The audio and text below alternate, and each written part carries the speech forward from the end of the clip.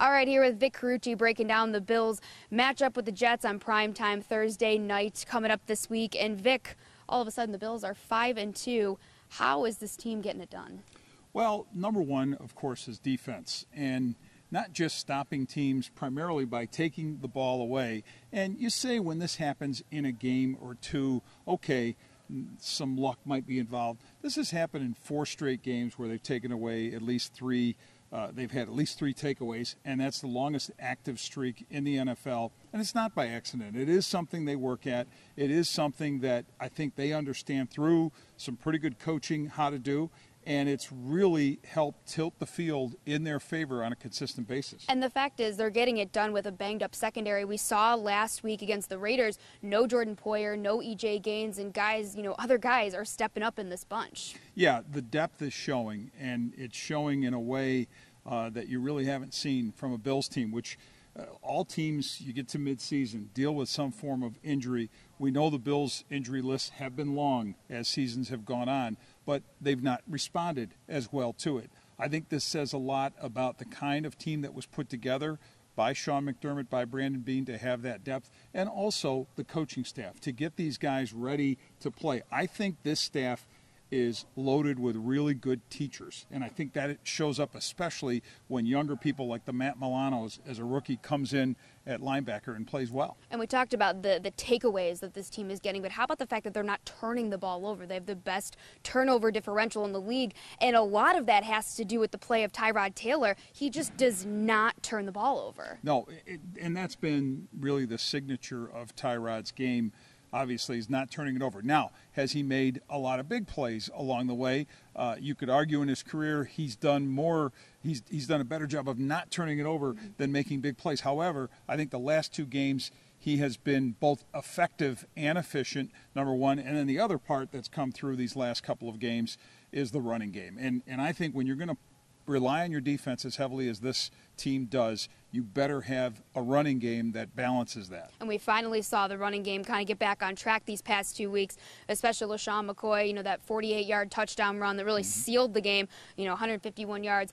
That was huge, and that needs to continue this week against the Jets. Let's take a look at that matchup now. Sure.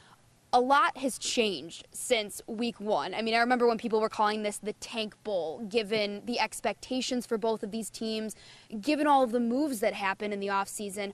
Let's start there, just looking at how much has changed and how the expectations have now kind of shifted, because this, LaShawn McCoy said it best, this is no longer a cupcake game, for lack of better words. Right.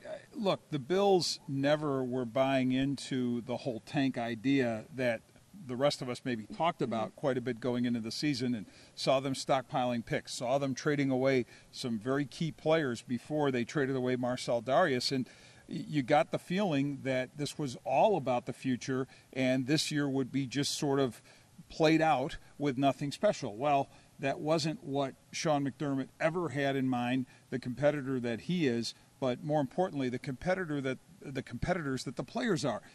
They see things in the here and now. They're not worried about what might be done to bring in players who will replace them. So they want to make the most of what this season is all about, and they're doing so. And as far as the Jets are concerned, they were the team that was really seen as predictions of going 0-16. Their players didn't buy into that either, and they have played, I think, better than a lot of folks expected. We didn't see that in the opener against the Bills, but I think they come into this game at home as a pretty dangerous opponent for the Bills or any team. And that was a game that we saw LaShawn McCoy had one of his best games so far this season in that opener. Kind of looking at this matchup, not to break down every little detail, but I guess if you had to pick maybe an X factor for the Bills, a player or even just a component of this game, what do you think your X factor would be coming into this? I think the biggest X factor for me is how this team handles the Jets secondary, like how it's a banged up one once again, and it's also a banged up run defense, but you got youth in their secondary, a banged up running game. So the X factor should be the Bills' ability to run the football every bit as well as they did in the first game, and perhaps even better, and then on top of that make some big plays in the passing game, because I think for the Jets' sake, obviously their mindset is going to be don't fall into that turnover trap that other teams have had against the Bills. But make some big plays and do that in prime time and take your shots and try to take advantage of the fact that, okay, so Jordan Poyer says he's going to come back and play from his knee injury. E.J. Gaines says he wants to and is ready to come back from a hamstring injury. But if there are any physical limitations with those guys, for Josh McCown and the rest of that Jet passing game, try to take advantage of that. Yeah, the offense really needs to step up again, and we saw Tyrod against the Raiders. He was able to have a couple big throws. We saw him get guys like Zay Jones and Andre Holmes involved pretty early, so kind of need to see a similar pattern again this week. No question, and the other part of this is we've seen a lot of Tyrod working well from the pocket, and this offensive line is taking great pride in providing him that kind of pocket, and he's looking to take advantage of that. But he's got those very dangerous legs. He can make a lot happen on the run, so it'll be interesting to see if the Jets are able to, like some other teams, put that spy out there defensively